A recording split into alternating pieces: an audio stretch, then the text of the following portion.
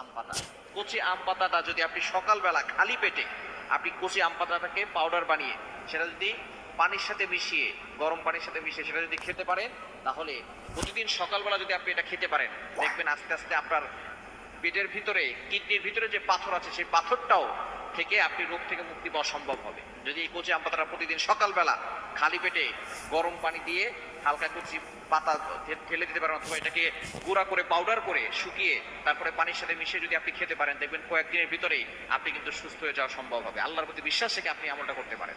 এবার অনেকের সময় ব্লাড প্রেশার হয়, ব্লাড প্রেশার 5 নাম্বার হচ্ছে ব্লাড প্রেশার থেকে আপনি আম পাতা দিয়ে মুক্তি পেতে পারেন। অনেক সময় ব্লাড প্রেশারের কারণে উচ্চ রক্তচাপ, বিভিন্ন ধরনের হাই প্রেশার, এই ধরনের সমস্যা থেকেও আপনি সকালবেলা আম পাতা পাউডার করে খাবেন, দেখবেন আল্লাহ পাক রব্বুল আলামিন আপনাকে সুন্দরভাবে সুস্থ থাকার ব্যবস্থা করে দিবেন। এবং 6 নাম্বার হচ্ছে অনেক সময় বাতের সমস্যা, অনেক মুরব্বীরা উঠলে বসতে পারে না, বসলে আবার উঠতে পারে না, এরকম সমস্যা হয় কি হয় না? যদি আপনি আম পাতাটাকে গরম পানির সাথে, আম পাতা ভিজিয়ে দিবেন গরম পানির সাথে, এই আম পাতার যে একটা রস আছে, কচি আম পাতার যে একটা রস আছে, সেটা আপনার ভিতরে গেলে দেখবেন বাতের সমস্যাটা চলে যাবে। অনেকের মা বাবার কিন্তু এই ধরনের সমস্যা হয়, মুরব্বী হয়ে গেলে বাতের সমস্যাটা বেশি হয়। এখান থেকে বাঁচার জন্য এটা করবেন।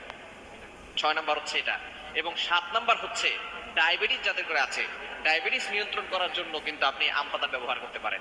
এটাকে আপনি আম পাতাটা চিবিয়ে খেতে পারেন, অথবা আম পাতাটাকে গুঁড়ো করে পাউডার বানিয়ে তারপরে সেটা পানির সাথে মিশিয়ে আপনি খেতে পারেন, দেখবেন আপনার ডায়াবেটিস নিয়ন্ত্রণে চলে আসবে।